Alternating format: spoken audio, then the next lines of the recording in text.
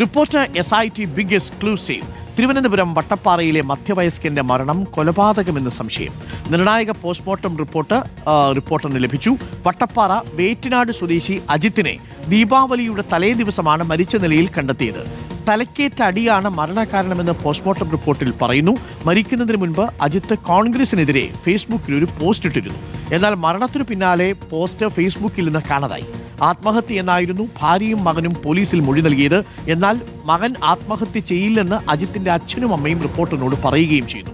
അതിനകത്തൊരു ദുരൂഹതയുണ്ട്. ഞെട്ടിക്കുന്ന വിവരങ്ങളാണ്. TV പ്രസാദ് ഉണ്ട്. TV പ്രസാദ്, ഈ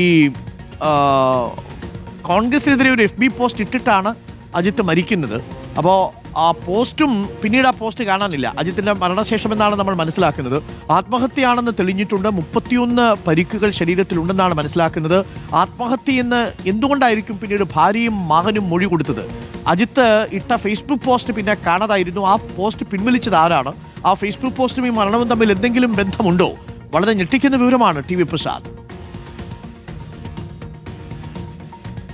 ഉറപ്പായും അരുൺ, ഇതൊരു ഗുരുതരമായ ഒരു പ്രശ്നം തന്നെയാണ്. അതായത് സാധാരണ രീതിയിൽ ഒരു ആത്മഹത്യ, അതായത് ഒരു അസ്വാഭാവിക മരണത്തിന് രജിസ്റ്റർ ചെയ്യുന്ന കേസ് എന്ന് മാത്രം പരിഗണിച്ചുള്ള ഒരു കേസ് പിന്നീട് അതിന്റെ പോസ്റ്റ്മോർട്ടം റിപ്പോർട്ട് കിട്ടുന്ന സമയത്ത് ഒരു കൊലപാതക സാധ്യതയിലേക്ക് നീങ്ങുന്ന വിവരങ്ങൾ അടങ്ങിയത് ആയി മാറുന്നു എന്നുള്ളതാണ് ഇതിൽ ഏറ്റവും പ്രധാനപ്പെട്ട കാര്യം. അതായത് തലക്കേറ്റ പ്രധാനപ്പെട്ട 4 അടികൾ അത് മരണകാരണമാകുന്നു എന്നാണ് പോസ്റ്റ്മോർട്ടം റിപ്പോർട്ട്.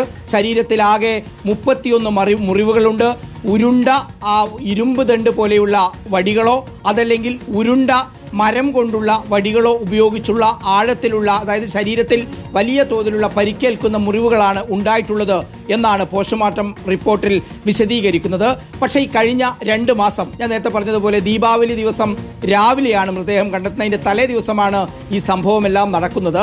അന്ന് ഈ സംഭവം നടന്നിട്ടും ഈ 2 മാസം വരെ ഇത്രയേറെ മുറിവുകൾ ശരീരത്തിൽ ഉണ്ടായിട്ടും വട്ടപ്പാറ പോലീസിന്റെ ഭാഗത്തുനിന്ന് കാര്യമായ ഒരു നീക്കവും ഉണ്ടായില്ല എന്നുള്ളതാണ്. ശരീരത്തിൽ ഇത്രയേറെ മുറിവും പ്രശ്നങ്ങളും ഉണ്ടായിട്ട് അതിലേറെ പ്രധാനപ്പെട്ടത് അരുണ് ചോദിച്ചു നിർത്തിയതാണ് അജിത്തിന്റെ FB പോസ്റ്റ്. അജിത്തിന്റെ ഭാര്യ ബീന അജിത്ത് മഹിളാ കോൺഗ്രസിന്റെ ജില്ലാ നേതാവാണ്. നേരത്തെ ഇവിടെ നെടുമങ്ങാട് ഡിവിഷനിലെ ബ്ലോക്ക് പഞ്ചായത്ത് ഡിവിഷനിലെ വേറ്റിനാട് ഡിവിഷനിൽ നിന്ന് മത്സരിച്ച് ജയിച്ച ആളാണ്. ഇപ്പോൾ ഈ കഴിഞ്ഞ തെരഞ്ഞെടുപ്പിലും മത്സരിച്ചിരുന്നു. പക്ഷെ മത്സരിച്ച് തോറ്റു പഞ്ചായത്തിലേക്ക്. അതിന്റെ ആ ദിവസം രാത്രി, സംഭവം നടക്കുന്ന ദിവസം രാത്രിയാണ് അജിത് M നായർ എന്ന ഫേസ്ബുക്ക് ഐഡിയിൽ നിന്ന് പോസ്റ്റ് ഇടുന്നത്. അതൊന്ന് പെട്ടെന്ന് വായിക്കാം അരുൺ. വെമ്പായം ഇന്നത്തെ കോൺഗ്രസ് പ്രസ്ഥാനത്തിൽ എൻ്റെ ഭാര്യ ബീന, എൻ്റെ പേര് കൂടി ചേർത്ത് ബീന അജിത്ത് എന്ന പേരിൽ മത്സരിച്ച് 2 തവണ ബ്ലോക്ക് പഞ്ചായത്ത് അംഗമായിട്ടുണ്ട്. ഇനി എവിടെ അവൾ മത്സരിച്ചാലും എൻ്റെ പേര് ഒരിക്കലും ഉപയോഗിച്ച് മത്സരിക്കരുതെന്നും എൻ്റെ സർനെയിമായ അജിത്ത് എന്ന പേര് ഉപയോഗിക്കരുതെന്നും ഞാൻ ഇതിനാൽ ആവശ്യപ്പെടുന്നു. ഇതുമാത്രമല്ല, വെമ്പായം കോൺഗ്രസ് കമ്മിറ്റിയോട് ഒരാവശ്യം കൂടിയുണ്ട്. ഇവൾക്ക് ഇനി ഒരിടത്തും സീറ്റ് കൊടുക്കരുത്. കൊടുത്താൽ ഞാൻ തന്നെ അവൾക്കെതിരായി രംഗത്ത് വരും, ജാഗ്രത എന്ന് പറഞ്ഞിട്ട പോസ്റ്റിൽ 3 പടങ്ങൾ കൂടിയുണ്ട് അരുൺ. ആ 3 പടത്തിലും ഈ അജിത്തിന്റെ പുറത്ത് ഏതാണ്ട് 4-5 അടിയേറ്റ വടി കൊണ്ടുള്ള അടിയേറ്റ പാടുകൾ കാണാം എന്നുള്ളതാണ്. അന്വേഷിച്ചപ്പോൾ മനസ്സിലാവുന്നത് ഇവരുടെ ബന്ധു തന്നെയാണ് അന്ന് രാത്രി ഇത് കൊടുക്കുന്നത്. പിന്നീട് മകൻ കൊടുത്ത മൊഴിയിൽ ഇക്കാര്യം പോലീസിൽ പറയുന്നുമുണ്ട്. ഈ പോസ്റ്റ് ഡിലീറ്റ് ചെയ്തിരുന്നു എന്നുള്ളത്. എന്തിനാണ് ഡിലീറ്റ് ചെയ്തത് എന്ന് അമ്മയോട് നമ്മൾ ചോദിച്ചു. അതായത് ബീന അജിത്തിന്റെ ഭാര്യയോട് നമ്മൾ ചോദിച്ചു. അജിത്തിന്റെ ഭാര്യയോട് ചോദിച്ചു. ബീന അതിൽ പറയുന്നത് ആ പോസ്റ്റിനെ കുറിച്ച് എനിക്കറിയില്ല എന്നുള്ളതാണ്. പക്ഷെ പോലീസിൽ കൊടുത്ത മൊഴിയിൽ അജിത്ത് പറയുന്നത് അമ്മ കാണിച്ചു തന്നത് പ്രകാരം ഞാൻ ഡിലീറ്റ് ചെയ്തു എന്നുള്ളതാണ്. ആ വാചകം ഇങ്ങനെയാണ് അരുൺ. അതായത് അത് കഴിഞ്ഞ് രാത്രി 12:30 മണിയോടെ ഞാൻ ആത്മഹത്യ ചെയ്യുമെന്ന് പറഞ്ഞ് അച്ഛൻ ഫേസ്ബുക്കിൽ പോസ്റ്റ് ഇട്ടു എന്നുള്ളതാണ്. നമ്മളിപ്പോൾ വായിച്ച പോസ്റ്റിൽ ആത്മഹത്യ ചെയ്യും എന്നൊരു വാചകം ഇല്ല എന്നതാണ്. അത് അമ്മ അത് കാണുകയും ആ വിവരം എന്നോട് പറഞ്ഞതനുസരിച്ച് ഞാനത് ഡിലീറ്റ് ചെയ്യുകയും ചെയ്തു എന്നാണ് പറയുന്നത്. മാത്രവുമല്ല, ഇതിനകത്ത് എൻ്റെ വിരൽ പിടിച്ച് അച്ഛൻ കടിച്ചു. ആ സമയത്ത് ഞാൻ അച്ഛനെ തിരിച്ച് ചെറുതായി അടിച്ചു എന്ന് ഈ മൊഴിയിൽ പറയുന്നുണ്ട്. പക്ഷെ എന്നിട്ടും പോലീസ് വേണ്ട ഗൗരവത്തിലെടുത്തില്ല. ഇതൊക്കെ പറഞ്ഞിട്ടും അവസാനത്തെ വരി ഒന്ന് നോക്കണം അരുൺ. അതായത് അച്ഛൻ്റെ പേര് മാധവൻ നായർ എന്നാണ്. അച്ഛൻ്റെ മരണത്തിൽ എനിക്ക് സംശയങ്ങൾ ഒന്നും തന്നെ ഇല്ല. മൊഴി മകന്റെ പേരെഴുതി ഒപ്പിട്ടിരിക്കുന്നു. ഇത് പോലീസിൽ കൊടുത്ത മൊഴിയാണ്. വട്ടപ്പാറ പോലീസ് ബിനിമോൾ എന്ന SI ആണ് പ്രാഥമികമായി കേസ് അന്വേഷിച്ചത്. ബിനിമോളോട് നമ്മൾ സംസാരിച്ചു. ബിനിമോൾ പറയുന്നത് അത്തരം ഒരു സംശയം ആദ്യഘട്ടങ്ങളിൽ ചെറിയൊരു സംശയം ഉണ്ടായിരുന്നു. അതിൻ്റെ കാര്യങ്ങളെല്ലാം ചെയ്തു എന്നുള്ളതാണ്. മാത്രമല്ല അരുൺ, തീരുന്നില്ല പ്രശ്നം. അവിടെ ആ വീട്ടിൽ മരണം നടന്ന് 9ാമത്തെ ദിവസം ആ വീട്ടിൻ്റെ 2 മുറികൾ പെയിന്റ് ചെയ്തിട്ടുണ്ട് എന്ന വിവരം നമുക്ക് ഇവിടെ നിന്ന് കിട്ടി. അന്വേഷിച്ചു, ശരിയാണ്. ആ പെയിന്ററെ നമ്മൾ ബന്ധപ്പെട്ടു. അവിടെ പെയിന്റ് ചെയ്തിട്ടുണ്ട്. ബീനയോട് നമ്മൾ ചോദിച്ചു. ബീന പറയുന്നത് പെയിന്റ് ചെയ്തിട്ടില്ല, അവിടെ വൃത്തിയാക്കുക മാത്രമാണ് ചെയ്തത്, ചുമരിൽ പുട്ടിയിട്ടിട്ടുണ്ട് എന്നാണ് പറയുന്നത്. എന്തായാലും പരസ്പര വൈരുദ്ധ്യമാണല്ലോ ഉള്ളത്, കൊലപാതകമാണ് എന്ന് നമ്മൾ പറയുന്നില്ല.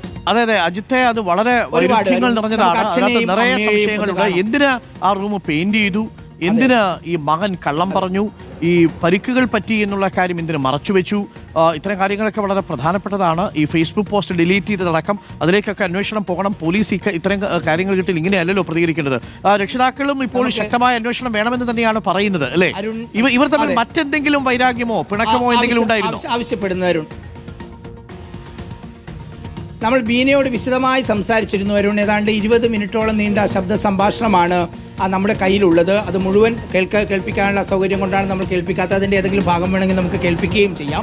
നിരന്തരമായി ഈ അജിത്ത് പ്രശ്നമുണ്ടാക്കുന്നു വീട്ടിൽ എന്നാണ് ബീന പറയുന്നത്. പക്ഷെ അജിത്തിനെ അറിയുന്ന ആരും അങ്ങനെ ഒരു പ്രശ്നക്കാരനല്ല എന്നുള്ളതാണ് പറയുന്നത്. ഇടയ്ക്ക് മദ്യപിക്കാറുണ്ട് എന്ന കാര്യം പറയുന്നു. പക്ഷെ അങ്ങനെ ഭീകരമായി വീട്ടിൽ വഴക്കുണ്ടാക്കുന്ന ആളല്ല എന്നാണ് പറയുന്നത്. എന്തായാലും നമുക്ക് ആദ്യം കേൾക്കേണ്ടത് അജിത്തിൻ്റെ അച്ഛനെയും അമ്മയെയുമാണ്. ഇവരെ സംബന്ധിച്ചിടത്തോളം മറ്റൊരു ദുരന്തമുള്ളത്, ഇവരുടെ മറ്റൊരു പേരക്കുട്ടി, അതായത് ഈ അജിത്തിൻ്റെ ഒരു മകൻ നേരത്തെ മരിച്ചതാണ്. ഇവരുടെ മകൻ, അതായത് ഈ അജിത്തിന്റെ സഹോദരൻ നേരത്തെ വില്ലേജ് ഓഫീസർ അല്ലേ വില്ലേജ് ഓഫീസറായിരുന്നു, അവരും മരിച്ചതാണ്. അങ്ങനെ 2 അകാല മരണങ്ങൾ കണ്ട ആളുകളാണ് ഇവിടെ, അമ്മയും അച്ഛനുമാണ് ഇവിടെ ഇരിക്കുന്നത്. നമുക്ക് ചോദിക്കാം. മാധവൻ നായർ അല്ലേ പേര്? മാധവൻ നായർ. എന്താ ഈ മരണത്തിൽ എന്താ നിങ്ങൾക്ക് പറയാനുള്ളത് മകന്റെ? എൻ്റെ മകൻ ആത്മഹത്യ ചെയ്യുന്നതാണ് ഇവർ പറഞ്ഞത്. പക്ഷേ അമ്മ ഒരിക്കലും ആത്മഹത്യ ചെയ്യൂലെന്നാണ് എൻ്റെ വിശ്വാസം. കാര്യം ഞങ്ങൾക്കിനി വേറെ ആരുമില്ല. ഞങ്ങൾ മുതക്രികളൊക്കെ ചെയ്യണമെന്ന് അവന് അതിയായ താല്പര്യമുണ്ടായിരുന്നു. പലപ്പോഴും അത് പറഞ്ഞിട്ടുമുണ്ട്. ഇനി നിങ്ങൾക്ക് ഞാനല്ലേ ഉള്ളൂ എന്ന് പറഞ്ഞിട്ടുണ്ട്. അതുകൊണ്ട് അവൻ ഒരിക്കലും ആത്മഹത്യ ചെയ്യുമല്ലോ എന്നാണ് എൻ്റെ പൂർണ്ണ വിശ്വാസം. ഇതിന് മരണത്തിനെ കുറിച്ച് അന്വേഷിക്കണം എന്നുള്ളത് തന്നെയാണോ? പിന്നെ മരണത്തിനെ കുറിച്ച് അന്വേഷിക്കണമെന്നുള്ള തന്നെയാണ് എൻ്റെ വ്യക്തമായ അഭിപ്രായം. ഈ മരണം നടന്നതിന് ശേഷം വീടിന്റെ മുറി പെയിന്റ് ചെയ്തു എന്നൊക്കെ പെയിന്റ് അടിച്ചവർ പറയുന്നുണ്ട്. അതിനെക്കുറിച്ചൊക്കെ അന്വേഷിച്ചിരുന്നോ? അതിനെക്കുറിച്ച് അന്വേഷിച്ചില്ല. കാര്യം അറിഞ്ഞിരുന്നോ? അങ്ങനെ അറിഞ്ഞിരുന്നു. അപ്പോഴും സംശയം തോന്നിയില്ലേ? അല്ല, അപ്പോഴും ഇത് വേറെ ഉദാഹരണം, ഇപ്പൊ തലക്കേറ്റ 4 അടികളൊക്കെ ഉണ്ട് പോസ്റ്റ്മോർട്ടം റിപ്പോർട്ടിൽ. അങ്ങനെയാണെങ്കിൽ ഈ തല പിടിച്ച് ചുമരിനൊക്കെ ഇടിച്ചതാണെങ്കിൽ ആ പെയിന്റ് അടിച്ചു കഴിഞ്ഞാൽ ആ തെളിവുകളൊക്കെ നഷ്ടപ്പെടില്ലേ? നഷ്ടപ്പെടും. അത് തന്നെ. ഇത് പെയിന്റ് അടിച്ചതിൽ എനിക്ക് അപ്പോഴേ സംശയമുണ്ട്. കാര്യം ഈ ഹിന്ദു ആചാരപ്രകാരം സാധാരണ 16 ദിവസമെങ്കിലും കഴിഞ്ഞ് അവിടെ എന്തെങ്കിലും പ്രവൃത്തികൾ നടത്തും. ഇത് കാര്യമായിട്ട് അന്വേഷിക്കണമെന്ന് തന്നെയാണ് അച്ഛന് പറയുന്നത്. തന്നെയാണ്. അരുൺ, അമ്മയുണ്ട്. അമ്മയുടെ പേര് രാധാദേവി. അമ്മ ഈ മരണം നടന്ന സമയത്ത് അവിടെ എത്തിയതാണ്. അരുൺ, അമ്മയ്ക്കും പറയാനുണ്ട് ചിലത്. അന്ന് പോയപ്പോൾ എന്താണ് അവിടെ കണ്ടതമ്മ? എൻ്റെ മകൻ ഹാളിൻ്റെ സൈഡിലുള്ള ഓഫീസ് റൂമിൻ്റെ കതകടയ്ക്കാൻ പറ്റാത്ത അവസ്ഥയിലുള്ള പടിയുടെ സൈഡിലാണ് ഞാൻ കിടക്കണത്. തെക്കുവശത്ത് തലയും വടക്കോട്ട് കാലുമായിട്ടാണ് കിടന്നത്. മലന്നാണ് ഞാൻ ചെന്നപ്പം കണ്ടത്. അപ്പം ഞാൻ നെഞ്ചിൽ കൈവച്ച് നോക്കി. അപ്പോഴും ചൂടുണ്ടെന്ന് എനിക്ക് തോന്നിയുകൊണ്ട് ഞാൻ അവിടെ കിടന്ന് വിളിച്ചു. എൻ്റെ മക്കൾ ആശുപത്രി കൊണ്ടുപോകാൻ പറഞ്ഞ്. ആ സമയത്ത് എൻ്റെ അനിയത്തിയുടെ മോൻ ദീപു, ഇവിടുത്തെ വാർഡ് മെമ്പർ ബിനു തൊട്ട് അരികത്തിരിക്കണ്, ബീന അവൻ്റെ ഭാര്യ അപ്പുറത്തെ സൈഡിൽ ഇരിക്കണ്, പിന്നെ ഈ കോൺഗ്രസ് നേതാവായ മുട്ടമൂട് പുഷ്പാങ്കദൻ എന്ന് പറയുന്ന വ്യക്തി ആ മുറ്റത്ത് നിൽക്കണ്. പിന്നെ കുറച്ച് പേരും താഴോട്ട് പോയി. പിന്നെ ഇത്രയൊക്കെ നിങ്ങൾ എത്തുന്ന സമയത്ത് തന്നെ ഒരുപാട് പേര് അവിടെ ഉണ്ടായിരുന്നു. പറഞ്ഞോളൂ. അത് കഴിഞ്ഞിട്ട് പിന്നെ ഞാൻ പറഞ്ഞു ബിനു ഒരു ആംബുലൻസ് വിളിയെന്ന് പറഞ്ഞ് ഞാൻ അവിടെ കിടന്ന് വിളിച്ചപ്പോഴത്തേക്ക് ഒരു ആംബുലൻസ് വന്ന് അപ്പോഴവരെല്ലാവരും കൂടെ അവനെ കൊണ്ടുപോയി. എന്താ ഇപ്പോൾ തോന്നുന്നത് മകൻ്റെ മരണത്തിൽ? എനിക്ക് എന്തായാലും എൻ്റെ കൊച്ചുമകൻ അങ്ങനെ ചെയ്യുമെന്ന് എനിക്ക് തോന്നണില്ല. അവൻ കൊല്ലാനുള്ള അടിയൊന്നും അവനെ അടിക്കുമെന്ന് എനിക്ക് ഒരിക്കലും തോന്നണില്ല. എനിക്ക് അതിൽ ഒരു സംശയവും എനിക്കില്ല. എൻ്റെ കൊച്ചുമകനാണ് അവനെ അടിച്ചു കൊന്നതെന്ന് എനിക്ക് തോന്നണില്ല. പക്ഷേ പോസ്റ്റ്മോർട്ടം റിപ്പോർട്ട് മെഡിക്കൽ കോളേജിൽ കൊണ്ടുപോയപ്പോൾ ഇൻക്വസ്റ്റ് തയ്യാറാക്കുന്ന സമയത്ത് ഞങ്ങളെ ബന്ധുക്കളെ ആരെയും കയറാൻ സമ്മതിച്ചില്ല. തേക്കട അനിൽകുമാർ, കണക്കോട് പൂർണ്ണചന്ദ്രൻ, അരശമൂട് ജോണ്, താഴേക്കര രാഹുൽ, ഇടത്തറ എന്തൊരു പേര് മറന്നു. ഇപ്പം മരണത്തെക്കുറിച്ച് അന്വേഷിക്കണം എന്നാണോ? അന്വേഷിക്കണം. ഇവര് വേറെ ആളുകളുണ്ട് എന്നാണോ സംശയം? സംശയമുണ്ട്. ഈ കോൺഗ്രസ്സുകാർ ഇത്രയും ഇടപെട്ട് ബന്ധുക്കളെ ആരെയും കയറാൻ സമ്മതിക്കാത്തതിൽ എനിക്ക് പൂർണ്ണമായ സംശയമുണ്ട്. അരുൺ, ഇതിന്റെ തൊട്ടടുത്തുള്ള ഇവരുടെ അടുത്ത ബന്ധു കൂടിയാണ്. ഇവരുടെ കടയിൽ നിന്നാണ് അവസാനം പഴം വാങ്ങി പോയത് അന്ന് രാത്രി. എന്തായിരുന്നു അന്ന് രാത്രി പറഞ്ഞത് നിങ്ങളോട്? അന്ന് രാത്രി എന്തെങ്കിലും ബഹളം നടക്കുന്ന എന്തെങ്കിലും ഇല്ല, ഓരോ ബഹളത്തിൻ്റെ യാതൊരു ലക്ഷണവും അവിടെ കണ്ടില്ല. അവൻ വന്ന് പഴം ചോദിച്ചു 2 കിലോ പഴവും വാങ്ങിച്ചുകൊണ്ട് പോയപ്പോഴത്തേക്ക് ഞാൻ പറഞ്ഞു കവർ ചെറുതാണ്, കവർ സൂക്ഷിച്ചാണെന്ന് പറയുമ്പോൾ ഞാൻ കവർ ചെറുത് കൊടുത്തതുകൊണ്ട് എന്നെ ഒന്ന് ചെറഞ്ഞിട്ട് കയറി അങ്ങ് പോയി. അപ്പോൾ അവളവിടെ അതിനിടയ്ക്ക് വിളിച്ചപ്പോൾ ഞാൻ അങ്ങോട്ട് ഇതിനിടയിൽ വരണേന്ന് മാത്രമേ അവൻ പറഞ്ഞുള്ളൂ. യാതൊരു അവിടെ പ്രശ്നങ്ങളുള്ളതായിട്ട് ഒരു ലക്ഷണവും കണ്ടില്ല. രാവിലെ നിങ്ങൾ എത്തുമ്പോൾ അവിടെ ബോഡി ഉണ്ടോ?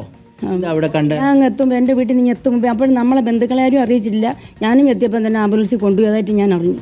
അപ്പോൾ ചേച്ചി ഇവിടെ കിടന്ന് വിളിക്കുന്നു. അവിടെ കുറേ സാധനങ്ങളൊക്കെ ഒന്നുമില്ല. ഞാൻ ആ സമയത്ത് തന്നെ ഞാൻ അവിടെ എത്തി. ഒരു സാധനവും ഞങ്ങൾ പിറകി വെച്ച 2-3 വ്യക്തികളുണ്ട്, അവരെ കൂടെ വേണമെങ്കിൽ വിളിക്കാം. ഒരു സാധനമോ ഒന്നും ചെയ്യില്ല. ഞാൻ കടയിൽ നിന്ന് കൊണ്ടുപോയ പഴം. അജിത്തിന്റെ ഭാര്യ പറയുന്നത് നിരന്തരം വീട്ടിൽ പ്രശ്നം ഉണ്ടാക്കുന്നു, ഭാര്യയും മകനെയും അടിക്കുന്നു, വയലന്റ് ആവുന്നു. അങ്ങനെ അവന്റെ ശബ്ദം ഒന്നും വെളിയിൽ കേൾക്കാനില്ല. അവളെ ശബ്ദം മാത്രമേ വെളിയിൽ കേൾക്കാനും ഉള്ളൂ. അവന്റെ ശബ്ദം ഒന്നും. തൊട്ടടുത്ത് താമസിക്കുന്നില്ലേ? എൻ്റെ കട തൊട്ടടുത്താണ്, എൻ്റെ മോൻ തൊട്ടടുത്താണ് താമസിക്കുന്നത്. എപ്പോഴും ഞാൻ കടയിൽ ഉള്ളതാണ്. ഗുളിക കഴിച്ച് ആത്മഹത്യ ചെയ്തു എന്നാണോ അന്ന് നാട്ടുകാരോടൊക്കെ പറഞ്ഞത്? എങ്ങനെയാ പുറത്ത് പറഞ്ഞത്? ഗുളിക കഴിച്ചെന്ന് ആദ്യം പറഞ്ഞു, രണ്ടാമത് പറഞ്ഞു അറ്റാക്ക് എന്ന് പറഞ്ഞു. അപ്പോഴൊന്നും നമുക്ക് ശരിക്കാൻ പറ്റില്ല എന്ന് പറഞ്ഞാൽ പുറത്തെ പാടുകൾ ആളുകൾ എന്നെ ഫോണിൽ കൊണ്ട് കാണിച്ചു തന്നു. അപ്പോഴും ഫേസ്ബുക്കിലിട്ട പോസ്റ്റ്. അപ്പോഴും പോസ്റ്റ് പിന്നെ മായ്ച്ചു. അപ്പോഴും ഞാൻ കടയിൽ വന്ന ആളുകളോട് പറഞ്ഞു എൻ്റെ മക്കളെ അങ്ങനെയല്ല, എൻ്റെ മക്കൾക്ക് അവൻ അറ്റാക്കും ഇല്ല, അവൻ ഗുളിയും കഴിക്കൂല, അവനെ എന്തോ അപകടപ്പെടുത്തി കൊന്നതാണെന്ന് ഞാൻ അപ്പോഴും വന്ന് കടയിൽ ഇരുന്ന ആളിലൊക്കെ പറഞ്ഞു.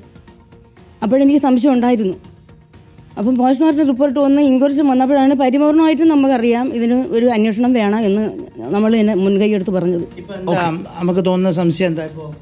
ഇപ്പം കൊലപാതകം തന്നെ എന്നാണ് സംശയം. അരുൺ, ഗുരുതരമായ ഒരു വിഷയമാണ് അരുൺ. അതായത് നമ്മുടെ ചുറ്റുപാടും കാണുന്ന ഒരുപാട് മരണങ്ങൾ കാണാറുണ്ട്. അസ്വാഭാവിക മരണങ്ങൾ പലതും ആത്മഹത്യ എന്ന് പറഞ്ഞ് പോലീസ് എഴുതി തള്ളാറുണ്ട്. ആ മുറി ഒന്നുകൂടി ഒന്ന് കാണിക്കാമോ? ഈ വീട്ടിൽ തന്നെയല്ലേ ഇത് സംഭവിച്ചിരിക്കുന്നത്, അതോ മറ്റു വീട്ടിലാണോ? അല്ല അരുൺ, ഇതിപ്പം അച്ഛനും അമ്മയും താമസിക്കുന്ന വീടാണ്, തൊട്ടടുത്ത വീടാണ്.